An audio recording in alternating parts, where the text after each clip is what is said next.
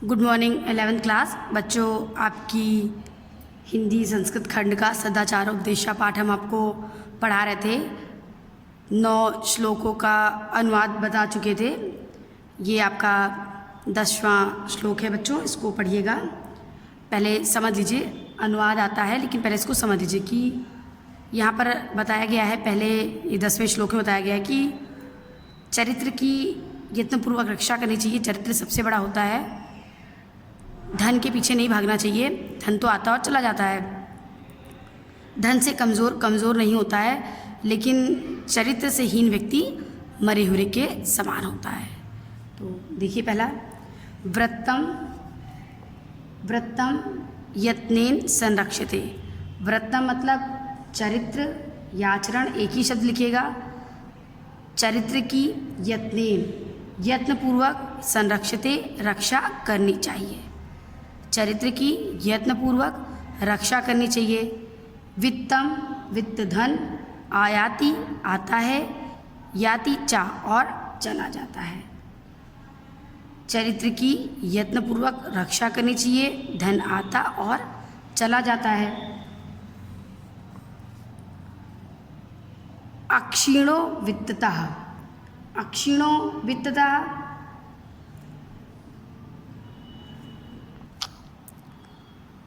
धन से कमजोर। अक्षीणो हीन वित्तता, हीन धन से क्षीणो कमजोर नहीं होता।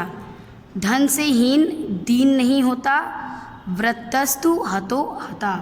व्रतस्तु मतलब होता है व्रतस्तु किंतु चरित्र से, वृत्तता और तु किंतु चरित्र से, हतो हता मरे हुए के समान, किंतु चरित्र से हीन मरे हुए के समान होता है। फिर से देखिए बच्चों, चरित्र की यत्नपूर्वक रक्षा करनी चाहिए। धन आता और चला जाता है।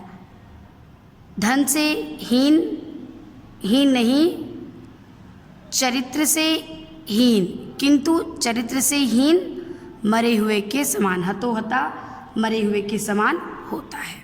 ठीक, अब दूसरा देखिएगा बच्चों, सत्येन रक्षते धर्मो।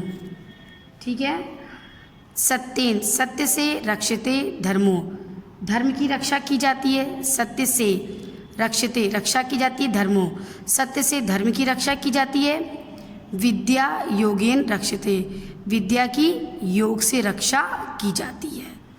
सत्य से धर्म की रक्षा की जाती है, विद्या की योग से रक्षा की जाती है। मृज्या रक्षते रूपम, मृज्या मतलब स्वच्छता, स्वच्छता से रक्षा की जाती है। रूपम सुंदरता की, रूप की, स्वच्छता से रूप की रक्षा की जाती है। कुलम वृत्तेन रक्षते, कुल की वृत्तेन चरित्र से रक्षा। एक बार फिर से बच्चों देख लीजिए, सत्य से धर्म की रक्षा की जाती है, योग से विद्या की रक्षा की जाती है, मृज्या स्वच्छता से रूप की रक्षा की जाती है, और चरित्र वृत्तेन चरित्र से कुल की रक्षा की जाती है। अगले में आइए बच्चों, आपका 12वां श्लोक लास्ट श्लोक है। श्रूयताम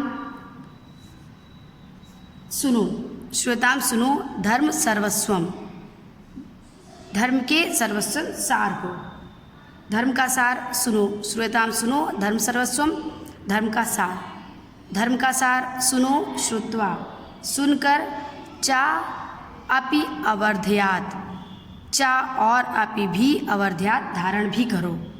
धर्म के सार को सुनो, सुनकर धारण भी करो। आत्मना अपनी, आत्मा मतलब अपने, प्रतिकूलानि अपने प्रतिकूल व्यवहार, परेशान, अपने प्रतिकूल परेशान दूसरों के साथ ना समाचरित आचरण।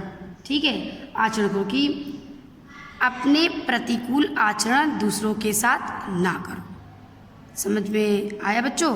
परेशान दूसरों के साथ ना, नहीं समाचरित आचरण करो। प्रतिकूल कराने का मतलब ही बच्चों ये कि अनुचित लगने वाला व्यवहार, ये भी प्रतिकूल व्यवहार, विपरीत यानी अनुचित लगने वाला व्यवहार। तो फिर से देख लीजिए, सुनो धर्म के सार को, सुनकर धारण भी करो। चा अभी और अभी भी अवधार्यत धारण करना, अवधारणा धारण करना। धर्म के सार को सुनो और सुनकर धारण भी करो। आत्मा के प्रतिकूलानि, आत्मना स्वयं लिख सकते हो, तो एक ही शब्द लिखिए, चाहे आत्मा चाहे स्वयं को अनुचित लगने वाला समाचरित व्यवहार परेशान दूसरों के साथ ना मत करो। तो ये तीनों श्लोक का अनुवाद कर लीजिएगा बच्चों। दो श्लोक में से एक श्लोक का अनुवाद करने को आएगा, 2 गद्यांश में से एक गद्यांश का अनुवाद करने के लिए आएगा। ठीक है, bye and take care everyone.